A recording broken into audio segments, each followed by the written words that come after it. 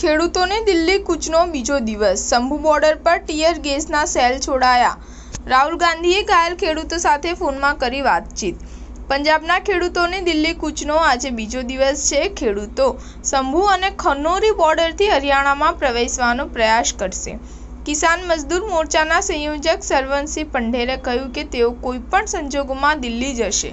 તો હરિયાણાના 7 જિલ્લામાં ઇન્ટરનેટ પ્રતિબંધ 15 ફેબ્રુઆરીની મધ્યરાત્રિથી 12 સુધી લંબાવાયો હતો.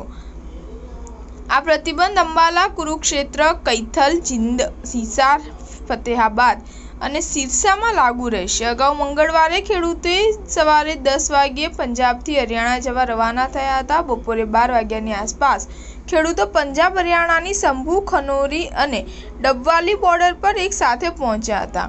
મોટાભાગના ખેડૂતો શંભુ સરહદે પહોંચ્યા હતા. ખેડૂતો અહીં પહોંચતા જ હરિયાણા પોલીસે ટીયર ગેસના સેલ છોડવાનું શરૂ કરી દીધું હતું.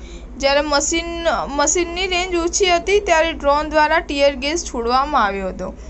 ખેડૂતોએ ટ્રેક્ટર વડે અહીં રોડની વચ્ચે રાખવામાં આવેલા સિમેન્ટના સ્લેબ હટાવ્યા હતા. જે બાદ હરિયાણા પોલીસે પણ રબરની ગોળીઓ ચલાવી હતી. આ દરમિયાન અંબાલા પોલીસના ડીએસપી સહિત 5 પોલીસ કર્મીઓ અને ઘણા ખેડૂતો પણ ઘાયલ થયા હતા. ખેડૂતોએ અહીંના ઘગ્ગર પુલના કિનારે મૂકવામાં આવેલ સુરક્ષા અવરોધો પણ તોડી નાખ્યા હતા. સ્ટાર ન્યૂઝ 7 હંમેશા સચ્ચાઈની સાથે.